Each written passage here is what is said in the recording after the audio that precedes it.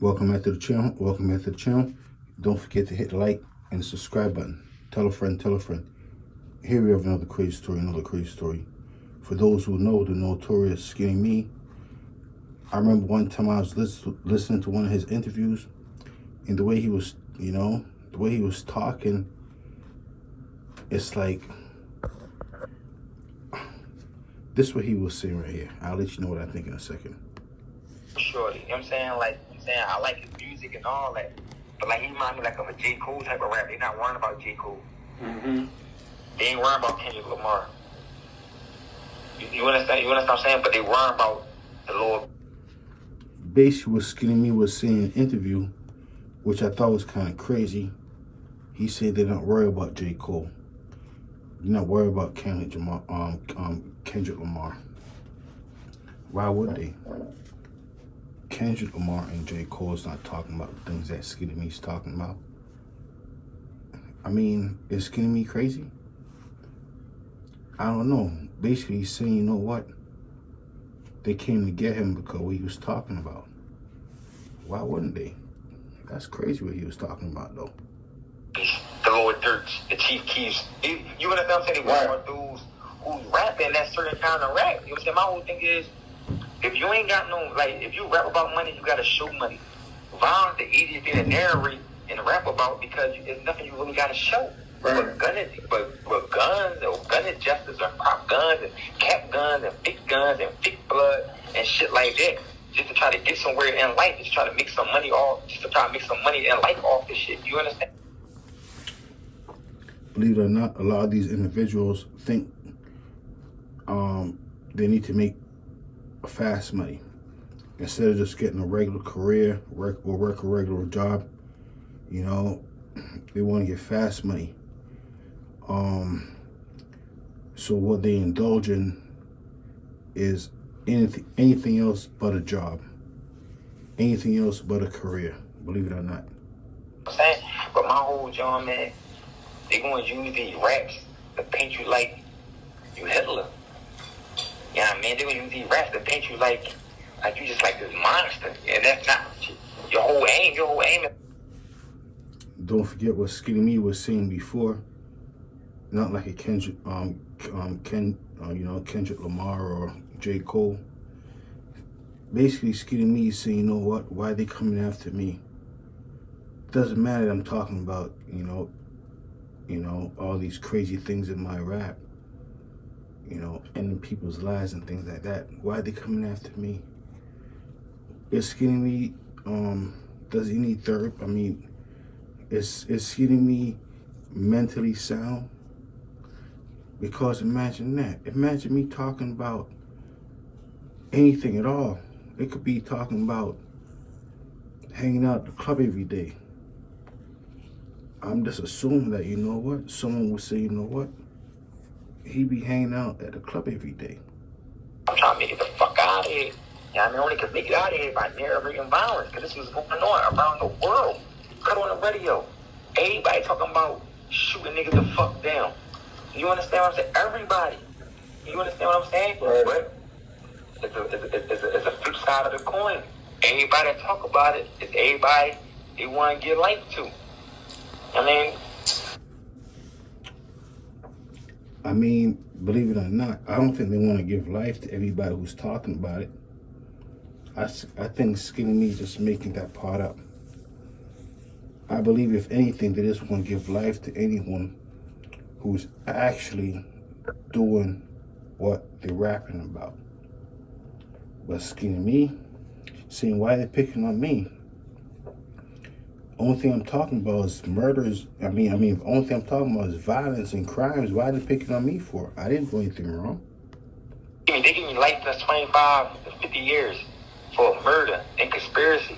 I got no co-defendants on my case. So they gave you, that's another thing we ain't touch on. They gave you conspiracy, but you don't have no co-defendants. I don't have no co-defendants at all on my case.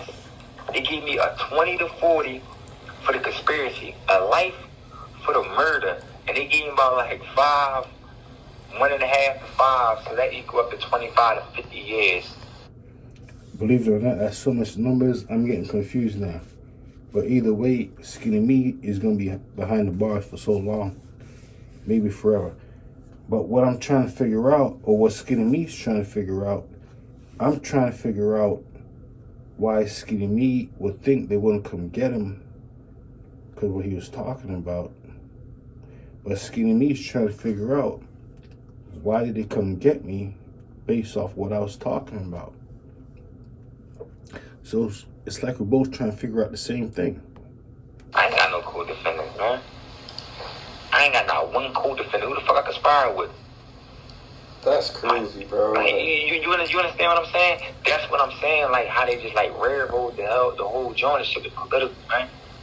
That judge sit there and had them feds looking at him and the feds looking at this judge. But believe it or not, Skinny Me, while he was talking, he never gave it an alibi. So you know what? I didn't do it. I was right here. I was with this person when it happened. I was at that person when it happened. I was definitely at this location when it happened. I wasn't at the location of the crime. Skinny Me never once said that. So I'm starting to think that maybe Skinny Me really did it. I'm starting to think so. I mean, either way, they say he did it. Is Skinny Me trying to lie to himself? Does Skinny Me want to commit a crime and still be free? I mean, it seems like it. And that's the feds, and the feds, I think you better do something. Crazy. You know what I mean? Like, I don't believe the jury was regular people. I really don't. I don't believe it was people like they wasn't my peers. They wasn't regular people. To me, they was cops, or it was something other than regular. Skinny Me saying the jurors at his trial was not normal persons. They didn't seem like him. They didn't seem like criminals. They seem like law-abiding citizens. So why should they have the luxury of judging me? Why should law-abiding citizens have the luxury of judging me? It should be my peers. It should be fellow inmates that come out the cell and say, you know what? I'm gonna be the juror. We're gonna judge Skinny Me. We're his peers. That's basically what Skinny Me is saying. Inmates. At least I think that's what he's saying. Inmates should come out. Imagine that. I wonder if inmates came out, was on the jury, would they say, Skinny Me, you're free or not? Believe it or not, I think those inmates would say, you know what? I think Skinny Me did it. He got those tattoos on his neck. He got that tattoo in the middle of his forehead. You know what? He looked innocent. And me, he looked guilty. Imagine that. Imagine Skinny Me had his own peers straight out of the jail cell. Come on, we're going to pick 12 of them. We're going to see if this individual deserves to come here with you guys or not. They might say, yeah. They say, you know what? That's that tattoo on his neck. I have to admit. That's probably an indication that he might, he's not planning on getting a job anytime soon, if ever. Imagine that. Like, yo, because my whole joint, how did y'all see through that bullshit, man? Right. How you ain't see through that bullshit, man? Like, they got me, but like I said, I ain't crying over spilled milk, man. And then they like, I said, Skinny Me said they got me. Never once did he say I didn't do it. Never once did he say alibi where he was. But it's one of those things right there. The story of this man, the notorious Skinny Me, he's from Philadelphia. You know, they say he wasn't the best to do it. But don't forget, most of the time in certain neighborhoods, when they say you were one of the best to do it, that means you're one of the most notorious criminal. Imagine that. Skinny Me name will pass down. But after a couple of years, he'll just be, a lost memory. No one knows anymore. All the individuals that Skinny Me grew up with, they will pass away.